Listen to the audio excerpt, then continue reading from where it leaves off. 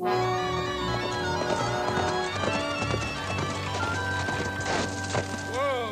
Well, here we are, safe and sound. Safe and sound? Joe, you drive too fast. I'm just trying to bring a little excitement into your life. I think taking care of your pawn brothers made you too serious. Do you think breaking my neck driving with you will cure that? No, but I think I could think of another cure for you. I wonder where Dad and Jimmy are. Dad and Jimmy? Carolyn, don't you have any romance in your soul? I really should have been back by now. Yeah, well, don't worry about them. You know, it takes a little time to look at 1,000 acres of land. You should have gone up, too. Jimmy went with them. Well, Jimmy's a good son, and I'm no good. I'm kind of shiftless and irresponsible. I think you know what I mean.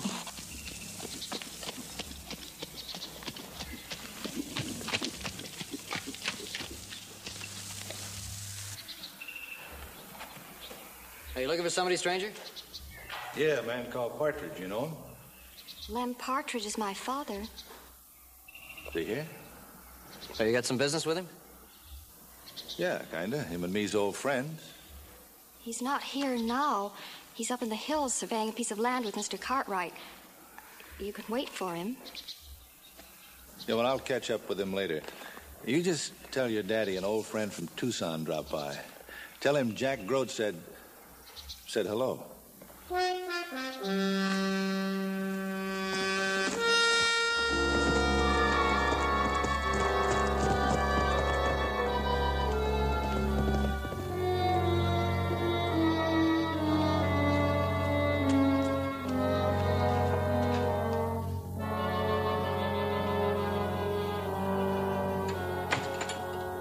Carolyn, what's the matter? Tell me what's the matter. The man outside, you knew him, didn't you? No, I didn't know him. My father did. Who is he? Jack Grote from Tucson.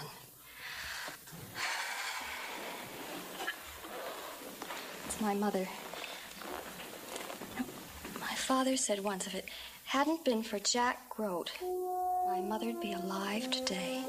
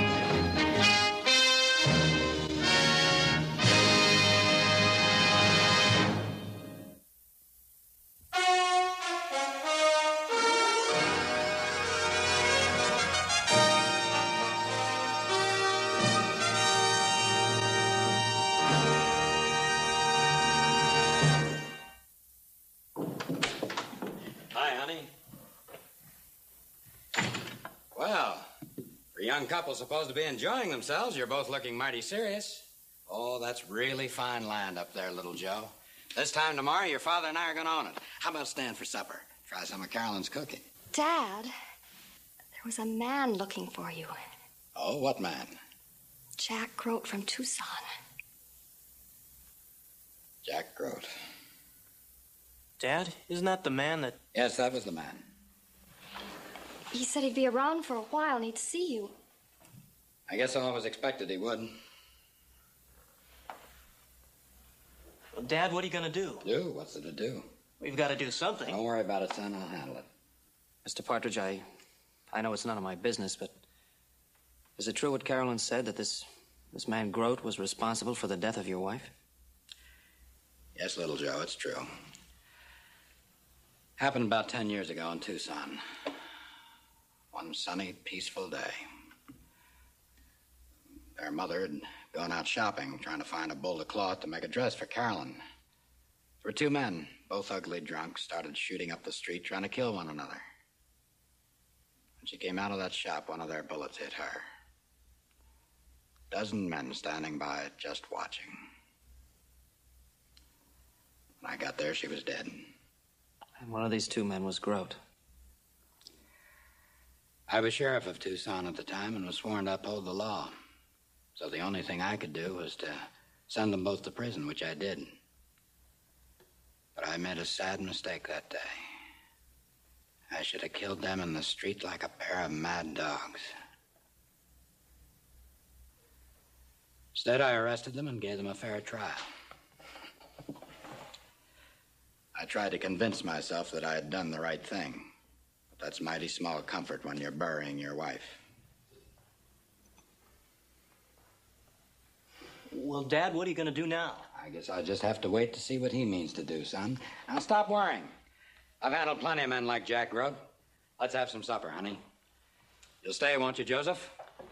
I don't know, thank you, Mr. Partridge. I wish I could, but I better be getting back to the ranch. You tell your father I'll meet him at 9 o'clock in the morning at the land office, all right? Yes, sir. Good day, Carolyn. Jimmy? Carolyn.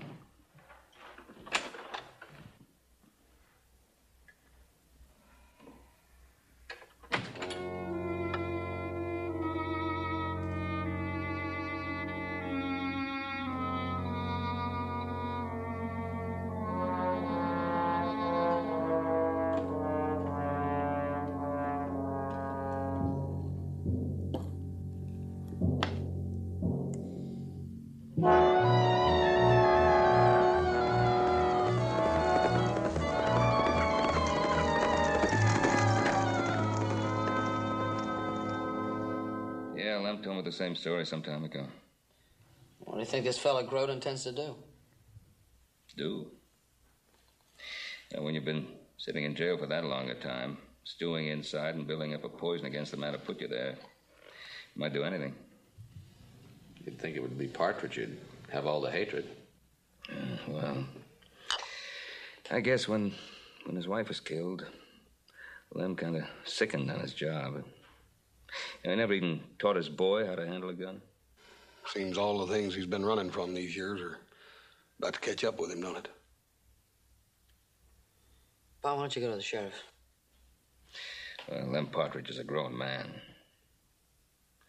I'm having a meeting with Lem and Wade Cowley about that land deal in the morning. I might try to persuade him to go see Roy. Hoss, you ride in with me? Sure, Paul.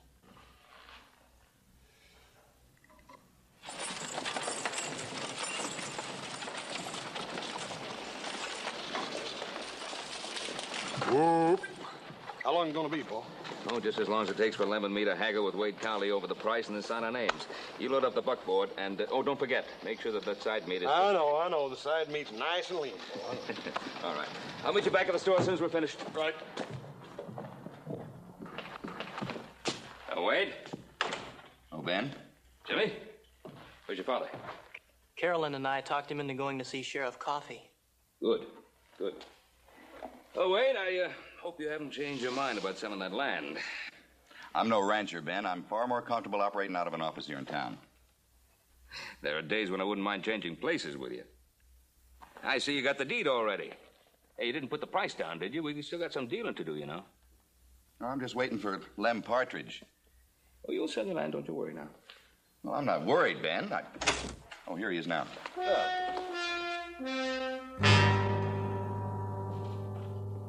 You looking for someone, mister? Well, I was told I'd find a man named Lem Partridge. My name's Partridge. Well, you ain't the Partridge I'm looking for, Sonny. You want my father. Oh, yeah. Well, I guess old Lem would have a boy about your age now. I guess he would. Who are you, mister?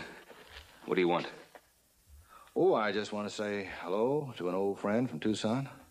You're Jack Grote. Well, now, sure does make a man feel at home to have folks know his name. What do you want with my father?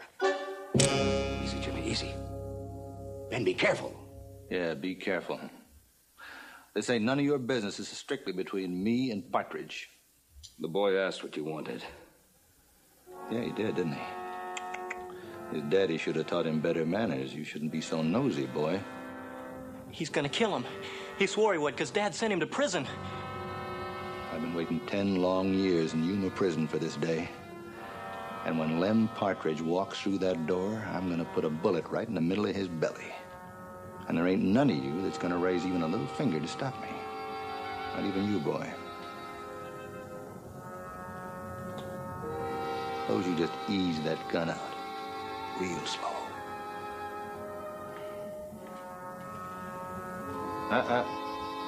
Over there on the table. Be quiet. Now look, Grote. All this happened such a long time ago. Why bring it up now? Don't forget, last time you were lucky. You got away with a few years in prison. This time it'll be the rope. So why don't you just ride quietly out of town and forget the whole thing? Last time was an accident. This time I know what I'm going to do. This is going to be a fair fight. He's going to draw, and I'm going to draw. And I'm going to walk right out of here. Then I guess there isn't going to be any fight. Partridge hasn't worn a gun in 10 years. Partridge knows I'm in town. He'll be carrying a gun. He's unarmed. You shoot an unarmed man, you won't get 50 yards from that door. I know Partridge, and I do. He'll be armed. Over there. You two. Come on, move!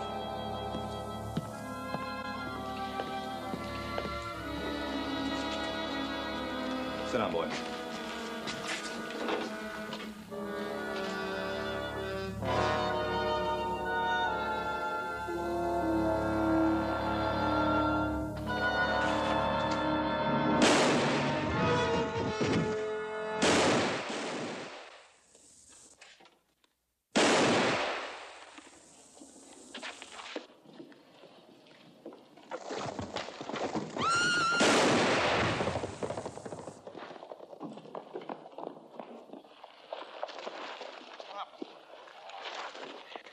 What happened, Paul? What'd he do? Killed Jimmy Partridge. I should have killed him. Take him to the sheriff's office. I gotta tell them.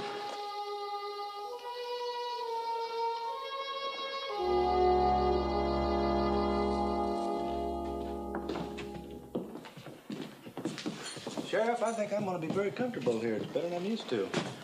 Yeah, it's a real nice little jail. Inside.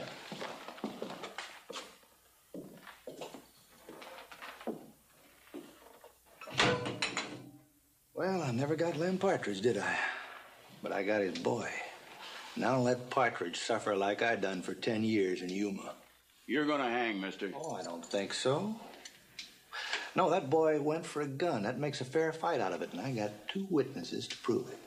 You got a couple of witnesses that heard you say you was out to get Lynn Partridge, too, Buster. Big boy, they don't hang a man in this territory for what he meant to do. You got a real dandy there, Roy. Let's see. That boy never touched a gun in his whole life. I never let him. You all knew that. Lem, there was nothing we could do. Nothing you could do.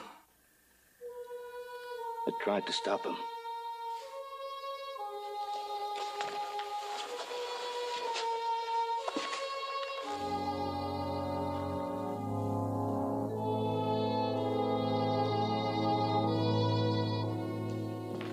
What was that for?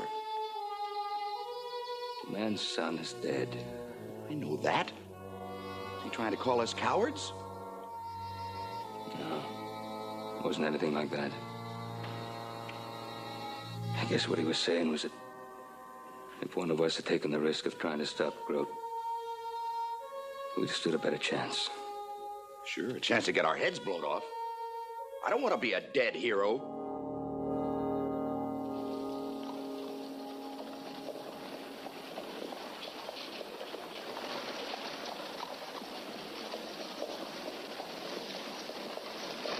Where's he going?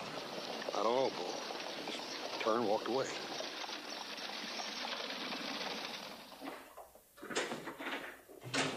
Howdy, Lem. I'm... All right, Roy, where is he? Lem, this is foolish. You're just asking for trouble. Open it up. Why don't you? I said open it up. All right.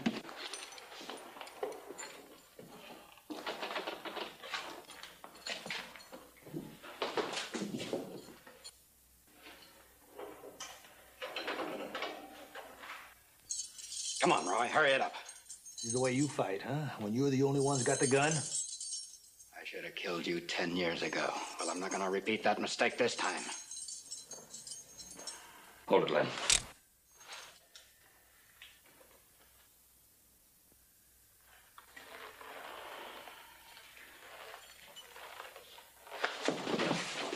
Let go. Lem. Haven't you done enough already? If you kill him like this, you'll be no better than he is. Now, come on, let go. Go on home, Lem. Let go. And him? If you stand trial, you know that. That's right, Partridge. I'll stand trial. You know that. Lem! Give me a chance, Ben. A chance, that's all I ask. A fair fight. Now, we can't do that. Lem, you're forgetting you was a sheriff once. Now go on home and settle down.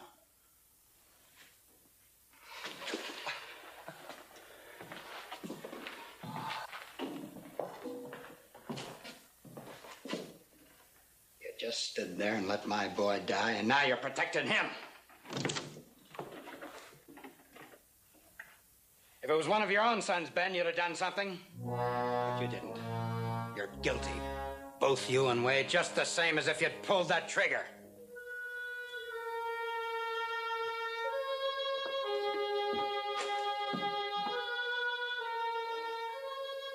Old Lem didn't mean what he was saying. As soon as he simmers down, give him his gun back, huh?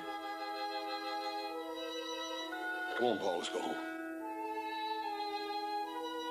Paul.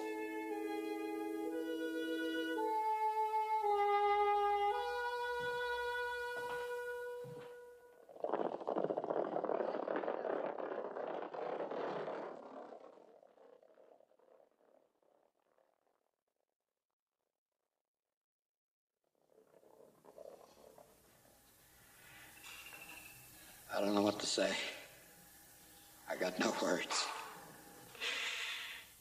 He was a good boy. Never did any harm.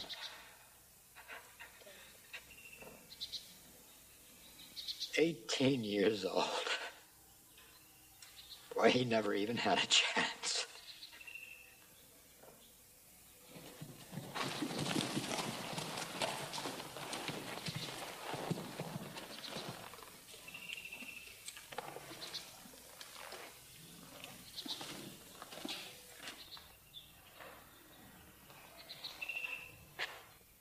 Sorry we're late, Lem. We want to pay our respects. A little late for respects, isn't it? Dad. You're a big man around here, Ben Cartwright. But from now on, to me, you're a small man. Small man. Who stood by and let my son die. It's not Mr. Cartwright's fault that Jimmy's dead. A man that stands by and lets evil happen. He's as guilty as the one who does the evil. You can't salve your conscience shedding tears at this boy's grave, Ben. Because you're not wanted here. Lem, I'm your friend. Not anymore. You stopped being my friend when you let my boy go for that gun.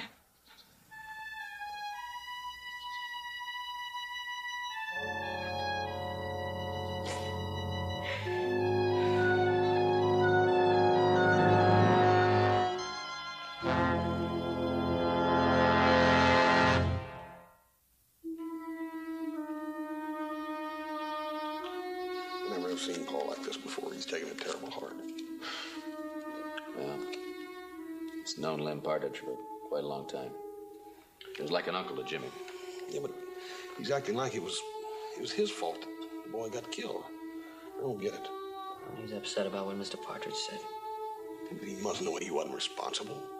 Well, not for what he did. He's thinking about what he might have done. Yeah. Looks like there's something we could do or say or something. Maybe there is. Maybe we can prove that he couldn't have stopped him.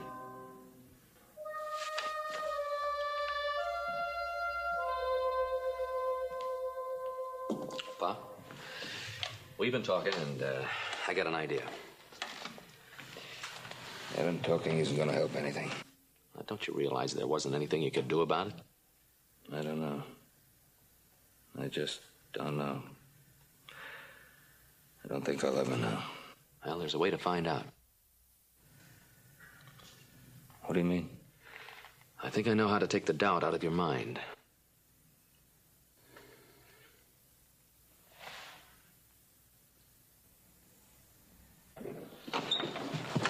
Oh, wait. Hello, Ben. Little Joe, Adam. What can I do for you?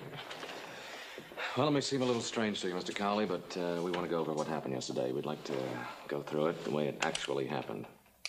Well, With empty guns, of course. Where were you standing, huh? Over there by the corner of the desk. Joe, get over there. And where's your gun? That table, just on the side of it. Joe?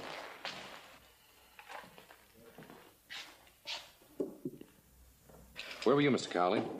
well, I was over there by Ben. What's the sense of all this? Well, you'll understand in just a minute. Now, where was Jimmy? He's sitting in that chair.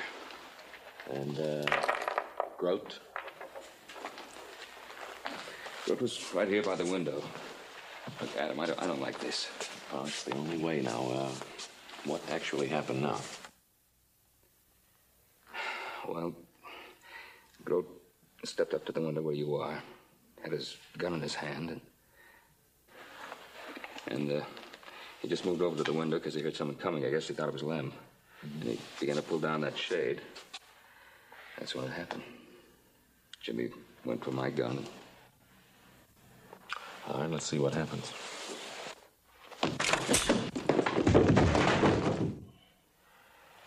You see, Pa, you wouldn't have made it. Well, maybe Grote wouldn't have been as quick as you. And you wouldn't have been as quick as me, Pa. I don't know. I'll never know for sure. I didn't go for that gun before Jimmy. Pa, that's not the point. We just showed you if you went for the gun first, you would have been killed. You didn't have a chance. You don't understand. You weren't in my shoes. Well, what more proof do you need?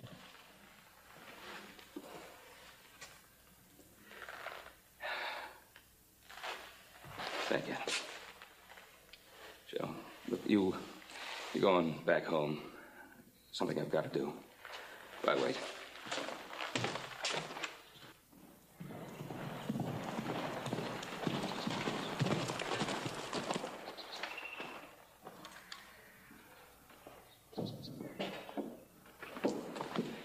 Is your father here, Carolyn? No, he isn't. Oh, where is he? I don't know, Mr. Cartwright. I don't know. What's the matter, Carolyn? It's my father. I've never seen him like this before, Mr. Cartwright.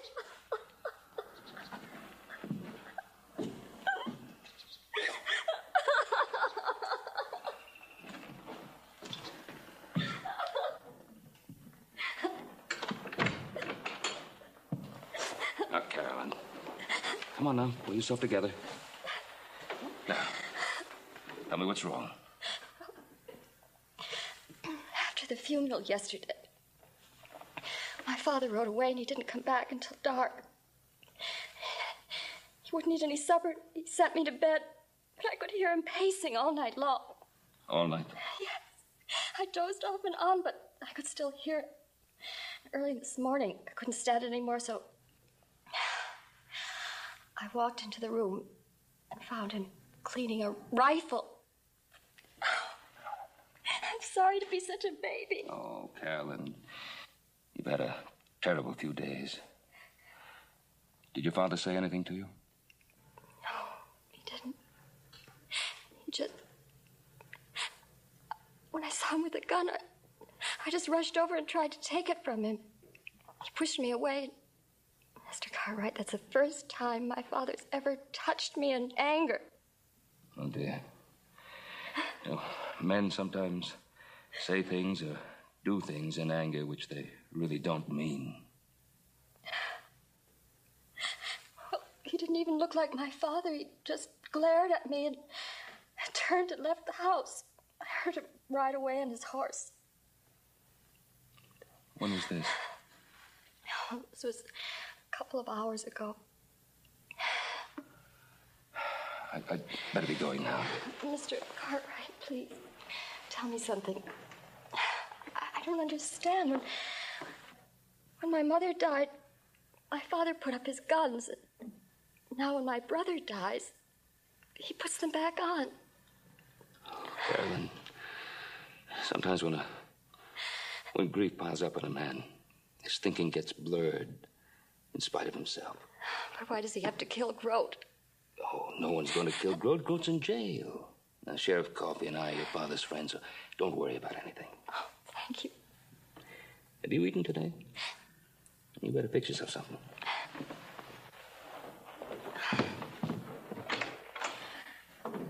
Roy, the man left his place with a loaded rifle. In his frame of mind, is capable of doing anything.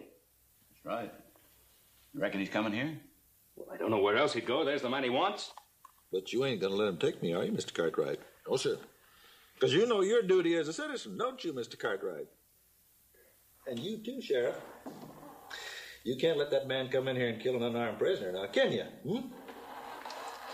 Oh, look at that big man. Yes, sir, ain't he a big man with that gun hanging from his belt?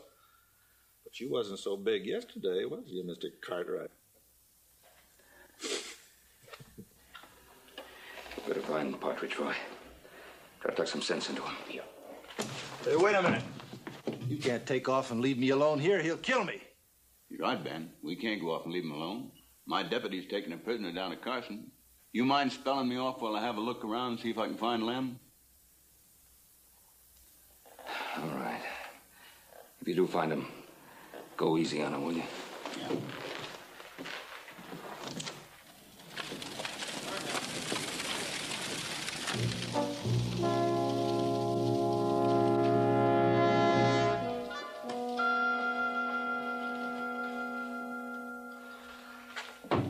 Oh, it sure does give a man a good feeling to know he's being guarded by the chief witness for the defense.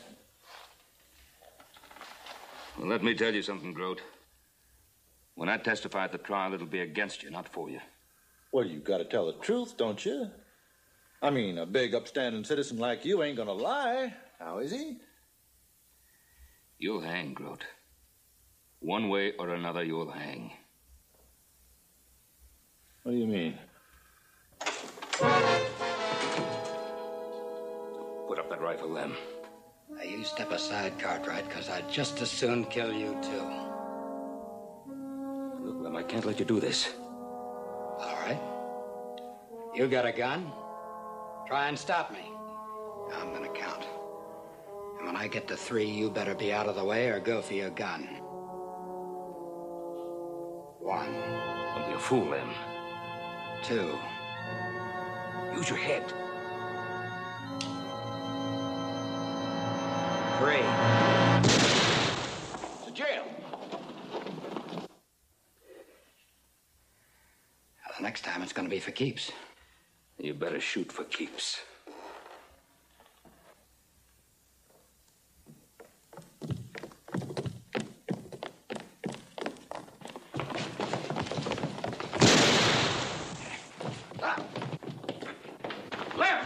He tried to kill us. He tried to kill both of us. Ben, are you all right? I'm all right. Yeah, it's only a flesh wound. Ben, he meant to kill you. He could have killed me, and he didn't. Even though he thinks you and I are guilty? Maybe we are guilty. How could we be guilty? Guilty of what? We're guilty of what we did yesterday or didn't do in the land office. It's only human. Are you saying we're guilty of being human? Ben, you all right? Yeah, I'll live. Where's Lem? Well, he got away. This is pretty serious. You know, it's one thing to wanting revenge on the man that killed your own son. But it's another to go around with a gun just shooting at people. What are you going to do? I'm going out and get a posse together and send them out to look for him. I don't reckon he'll be home after this. Roy, Partridge is an old friend of mine. Don't hurt him. Let me go look for him, will you? Then you just do whatever you want, but I got a job to do. Now, he's wounded one man and tried to kill another one. I got to bring him in just any way I can.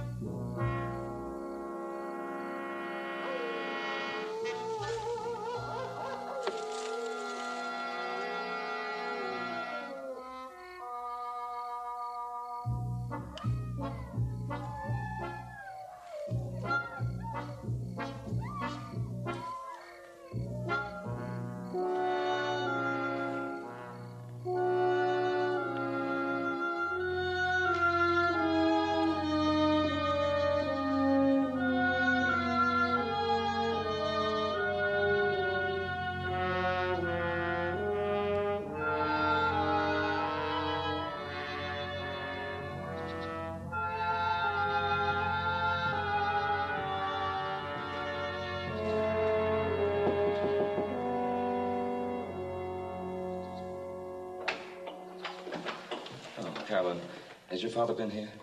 No, Mr. Cartwright. Thank you. Bye. Bye.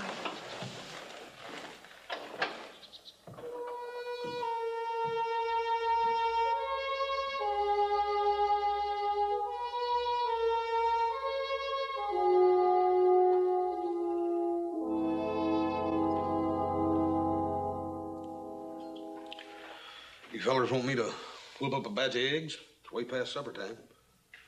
No, I'm not hungry. I still say we ought to be out looking for Pa. Oh, we've been all through that. It's not going to do any good for all of us to go running around the landscape. Pa wants us, he'll come for us here at the ranch. Well, it's just not like Pa to go this long without sending word. Well, ain't no use in sitting around worrying about it. We might as well eat. How do you want your eggs? I said I'm not hungry. I don't know what you're going to do. I'm going to look for Pa. Well, now, wait. There's no sense in all of us going out looking for him. I'll stay here just in case. Why don't you check all the ranches west of here and see if anybody's seen him? I'll ride into town and see if I can find him. Now, don't look so worried. Eat some of your eggs and it'll take your mind off your troubles.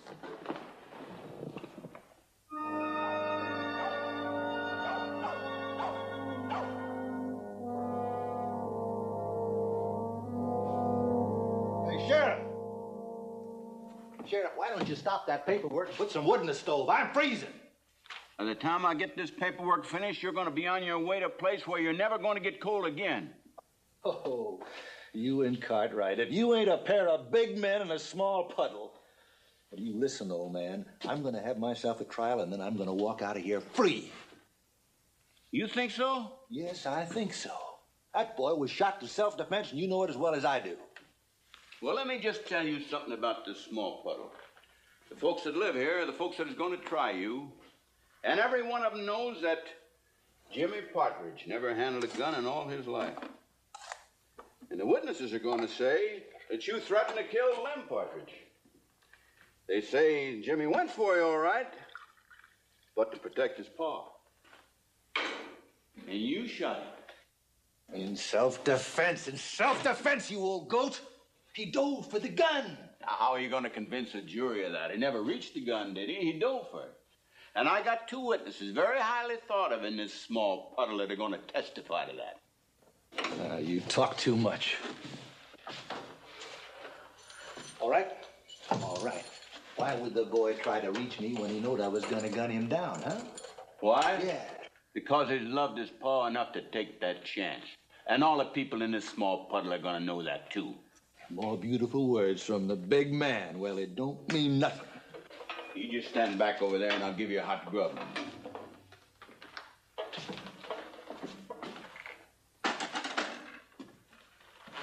Now, look, Sheriff. I told you I was freezing. You're such fine, upstanding people in this town. Is this how you treat your prisoners? You freeze them to death? Oh, all right.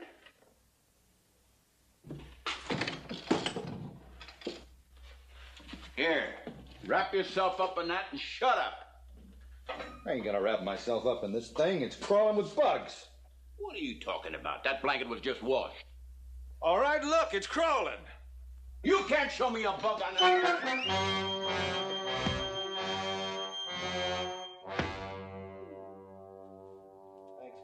you, big man. Everybody's a big man. What kind of a blasted sheriff are you, anyway? How could you do a stupid thing like that?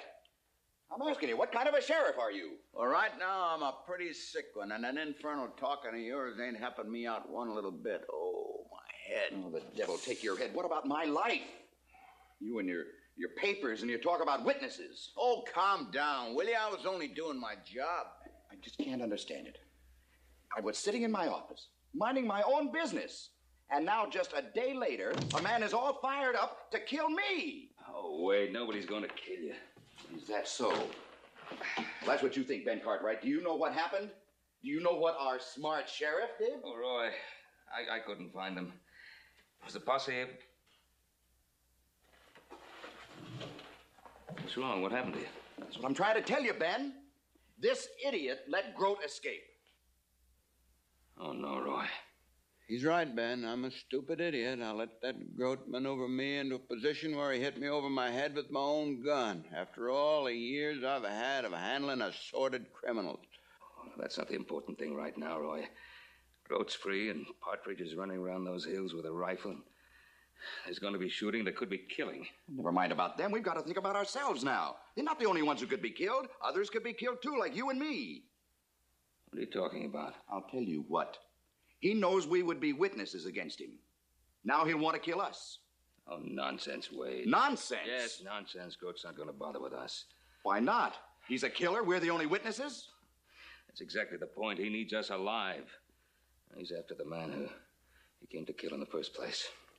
And that's Lem Partridge. Yeah, that's Lem Partridge. The first place he'd look for him would be Lem's place. Carolyn is there, alone. Yeah, Ben, we got to get out there. Oh, Roy, you're in no condition to go anywhere. You get yourself to a doctor. Wait, you come with me. Walk in between two men outgunning for each other, not me.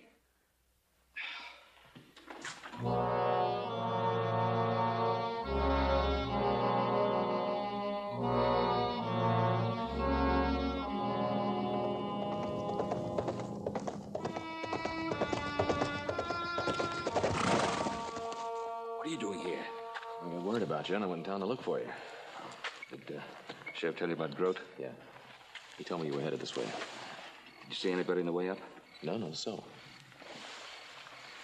It seems quiet enough around here. Check the barn.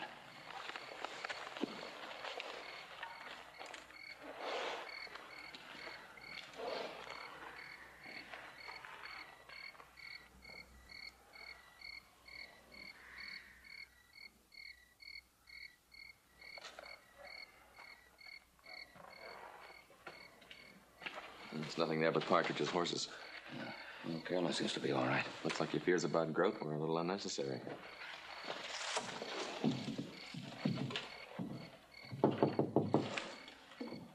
is it? It's me. It's Ben Cartwright, Carolyn. Are you all right, dear? Yeah, yes. What's the matter? Nothing. My father's not here right now, Mr. Cartwright. Wait here.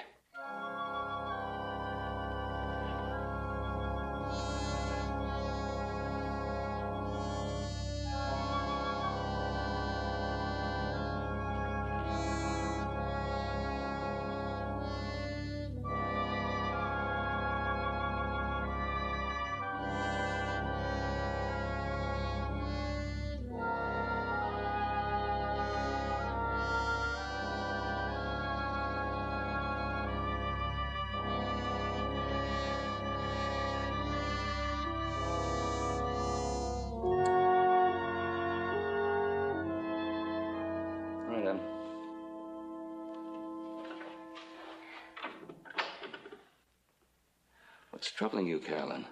I'm troubling her, big man. And I'll just trouble you to slip that gun out. Put it on the table. You too. Oh. Easy.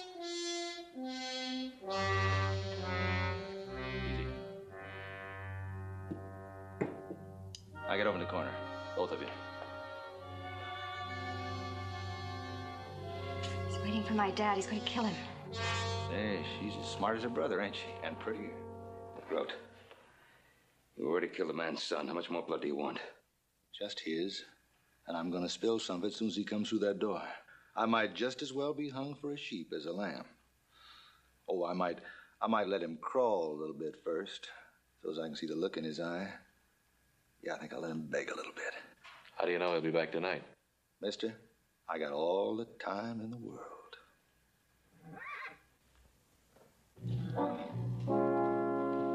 They're back in the corner. All the way.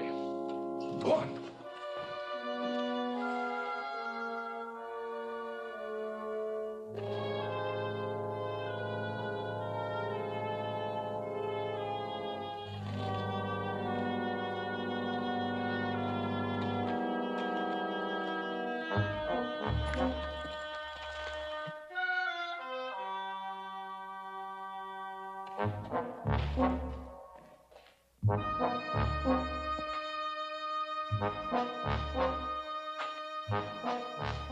Hello, sweetheart.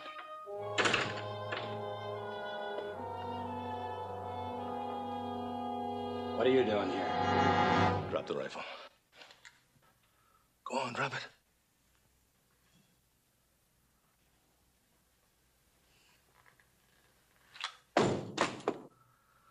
Oh, I've been waiting for you. I should have figured Coffee's jail wouldn't hold you. There ain't no jail gonna hold me until I settle with you final. Get over by the fireplace. Away from the gun.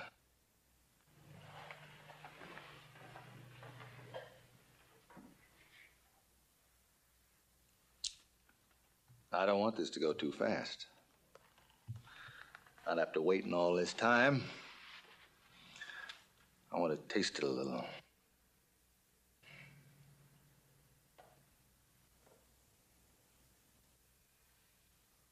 Come over here, sister. If this ain't the most stubborn family, you know, you're gonna bruise just as easy as your brother, honey. Do as he says, Carolyn.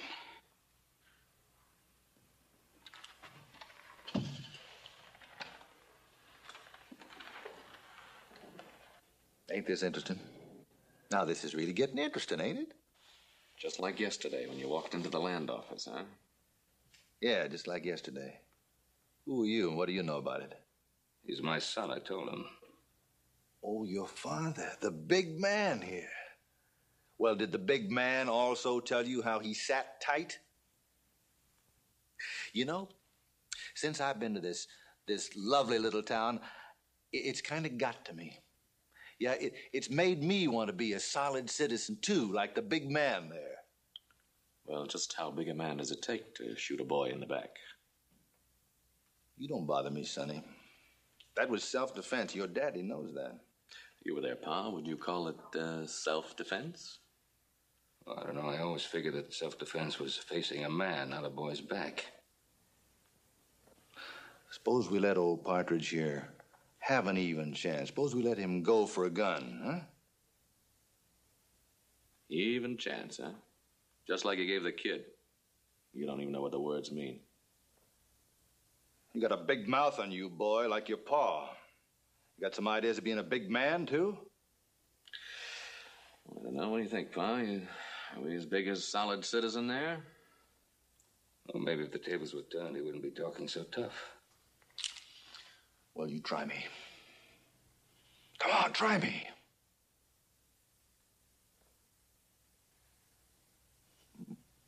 Well, talk is easy, ain't it? Now, you two listen to me. This is the way it's gonna be. You open your mouths again, and this little girl is gonna get it. You filthy, murdering animal. 10 years in a prison will make an animal out of any man. You'd shoot her in the back just like Jimmy, wouldn't you? You know it, Cartwright. You was there. I understand, Ben. I didn't realize how it was yesterday, but I do now. Shut up, Partridge! Make your move! Groat, you've already killed his wife and son. It wasn't my bullet that killed his wife. Yeah, I was a little drunk, but it was an accident. And I never would have gone to prison if it hadn't been the sheriff's wife. If she hadn't been the sheriff's wife, you wouldn't be alive today. You got off lucky. Lucky, yes. 10 years lucky? Well, let's just try your luck.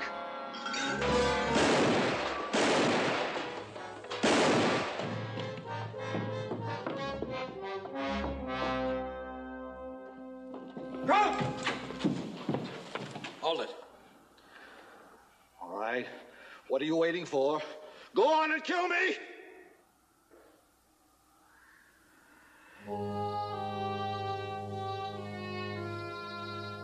Madam, ride into town and get the sheriff. Good man, Lem. Good man. Say, Ben, I thought that wild young son of yours was supposed to take my daughter riding this afternoon. Yeah, I guess he is.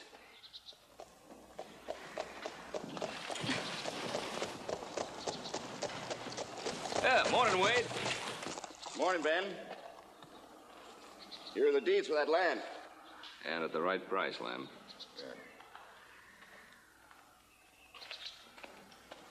Here they are, made out right and proper. Thank you. Well, that looks pretty good, doesn't it? Man has a lot to be thankful for. A lot to mourn, maybe, but a lot to be thankful for. Not the least of which is a good friend.